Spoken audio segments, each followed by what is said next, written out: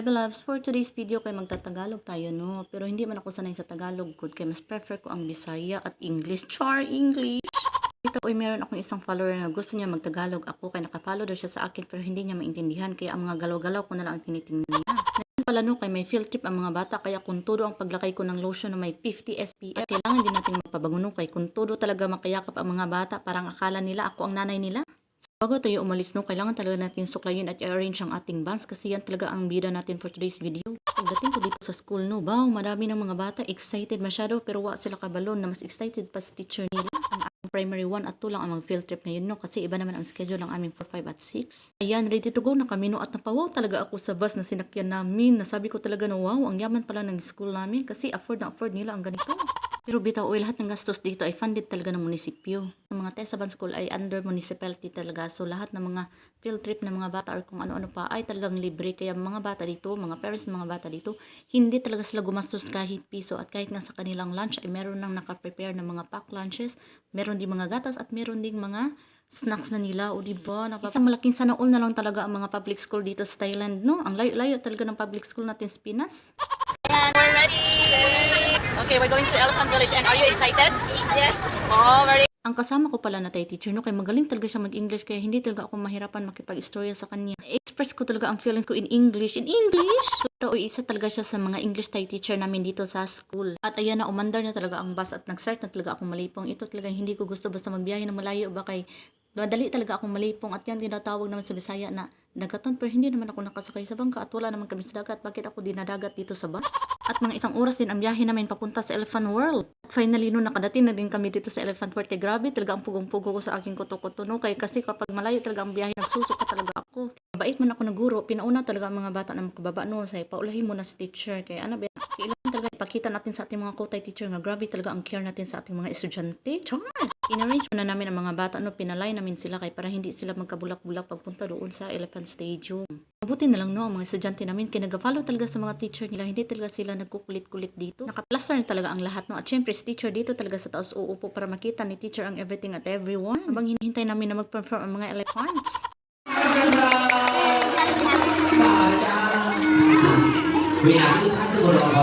Ayan na no, nag-start talaga ang show at pinarampa na nila lahat ng mga elepante na mag-perform talaga sa araw na ito. By the way pala no, ito palang Elephant World o mas kilala bilang Elephant Village, located pala siya sa Tatom District, Surin Province. Tongteng, tongteng, tongteng, tongteng.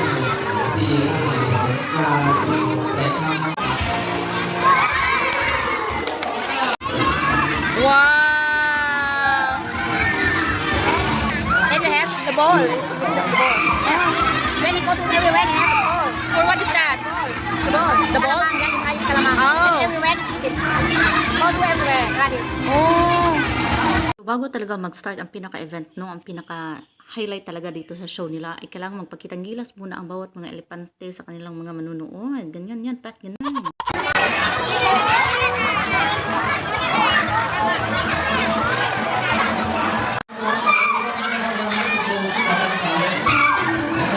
Siyempre, hindi talaga pahuli ang teacher ninyo. So, kailangan din nyo maghikap-hikap din, mag-hold-hold din sa elepante at magpa-picture-picture na parang model. Buti na lang itong mga elepante kaya hindi talaga sila mga wild, mga friendly talaga kaayos sila. So, dyan namin nag-feeding na sila sa mga elepante. So, bumili sila ng tubo. Kay tubo man ang paboritong kainin ng mga elepante. Na may nagbebenta, tag 20 baht ang isang bugko. Finally, nag-start na din talaga ang pinaka-show at ang una nilang ipakita sa mga audience, no, kaya ang pagpag-popping balloon ba, kung paano nila tinarget ang mga balloon para magputok-putok ba. Mabuti pa talaga itong mga elepante, no, kaya marunong sila mag-target-target. Ako nito, parang ganyan kalayo, parang wala talaga akong matarget ba. Pagkatapos ng popping balloon, no, kaya nagmerienda na naman ang mga elepante. Grabe naman itong mga version natin. Uy, maya-maya naman nagugutom na naman sila. Pero ito ang gustong-gusto ng mga bata na magpakain sa kanila. Kaya ending, naubos talaga ang pera ng mga bata pabili lamang ng tubo para ipakain nila sa kanilang mga beshi. Kaya ang ending, naluya talaga ang bulsa ng mga estudyante namin. Pero okay lang kasi happy naman sila nagpakain sa kanilang mga beshi bells. Alam nyo ba na magaling din mag-paint ang mga elepante at isa yan sa mga na-paint niya at merong bumili at ang halaga niyan ay nasa 300 baht. O di ba sana all kaayo, mabuti pang elepante marunong mag-paint. At ngayon naman, nagulahop na naman ang mga Beshi Bells natin. Nairok na talaga ako nito. Nakasabi talaga ako sa sarili ko nga, sana all. Buti pa sila, marunong silang magulahop. Magaling silang magulahop. Ang tagal nilang matapos magulahop. Ako nito, mga seconds lang tapos na ako magulahop. Pero nung kabataan ko, ang galing-galing ko talaga magulahop. Pero ngayon, wag na dahil nananakit na ang bewang ni teacher. Grabe naman ito siya. Kung maghulahop lang, hulahop lang. Wag naman ganyan. Meron pa mga exhibition. Talaga nagpapakitang gilas talaga sila. Kaya nangliliit na talaga ako sa aking kaugalingon. Ito talaga ang sinasabi ko na maglipat na talaga ako sa Mars bakay. Parang hindi man ako nabibilong dito sa Earth. Oy, grabe naman talaga ang mga talent na pinapakita ng ating mga Beshi Bells. Oy, kaya nung nagbigay ng talent sa Lord, parang sinalo naman nila lahat. Hindi naman sila nagbigay sa akin. Grabe na dis talaga. Uy, yan lang talaga ang masasabi ko. Pagkatapos ng hula hoop, kaya nag-dance-dance sila. Ang galing-galing namang mag-dance-dance, mag-kikiay ng mga beshi na ito. No comment lang talaga ako nito. Kaya wala talaga akong talent sa sayaw. Ay, ewan ko lang talaga. Dahil kung pasayawin ako, para akong kawayan na nag-irog-irog lang ng konti. Grabe na dis itong isa. Oh, meron pa siyang pa-opo-opo. Pagkatapos meron din siyang pa-8-8. Grabe, parang anak mo siguro ito ni Bayani Abayani kasi ang galing-galing man niyang mag-8-8. Si teacher nito wala talagang ka-8-8.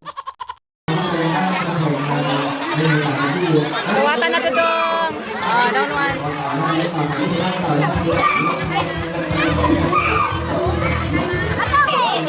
Pagkatapos ng sayaw at 8-8, nagmerienda na naman sila. Grabe. Sana unan talaga ito sila. Oy, pagkatapos ng mag-effort ng konti, magkain-kain na naman sila. Ako nito, nagutom na talaga ako sa kakahintay anong oras matapos. Habang nag-video-video ko kay Beshi, no, na-distract talaga ako sa bibig niya. Bakit? Parang iba man kasi ang bibig niya sa ibang mga elepante. Oy, parang kingkinga naman ito. Parang hindi naman ito bibig ng elepante. Oy, ano nangyari?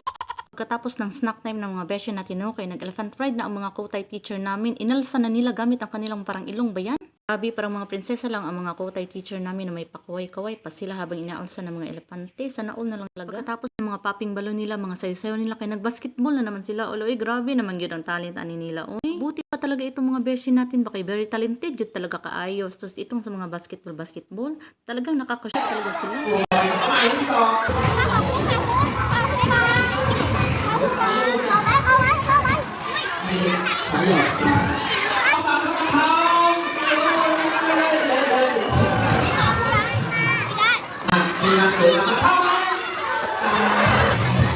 Pagkatapos ng kanilang basketball, nagsaka na naman itong mga Beshi Bells natin. Grabe, wagas talaga sila kumakap-kick ba?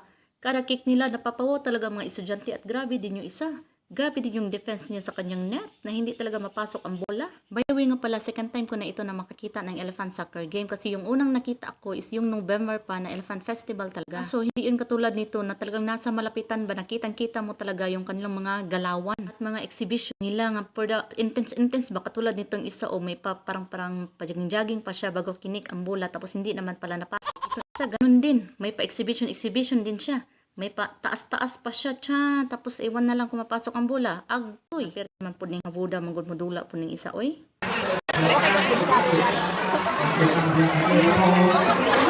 At sa wakas no, ay natapos na din ang pasyon ng ating mga Beshi Bells. Kaya ang mga estudyante namin, pinaubos na nila yung mga binili ng mga tubo. Kaya para makapag-lunch na din kami, kaya parang palagi naman ang mga lepante ang siging kain. Oy, sige man silang merienda. Oy, kada exhibition, stop merienda. Sana all na lang talaga. Hay, sa wakas at lunch break na din namin kaya nag-distribute na kami ng mga pack lunches at tubig sa mga bata. No, after niyan, kami na din mga teacher, kumain na din kami sa Daplin.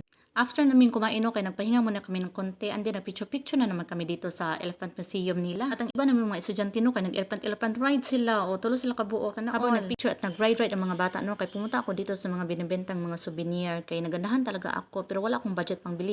นี่เท่าไหร่ อันนี้550เป็นเงินสอดหางเขาใส่หางด้วยนี่ ลุงอันนี้เท่าไหร่ลุงกี่บินจ๊ะ อันนั้น10 มิลครับ 10 บิน 7,000 7,000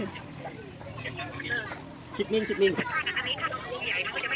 At itong ibang mga estudyante namin, no, kaya nagbili-bili din sila. Sana all kaayo, mas madami pa silang pera kaysa kay teacher. Wala talaga ako nabili ni isa, wrong timing man din itong field trip namin. Uy, okay, wala pa man kaming sweldo talaga.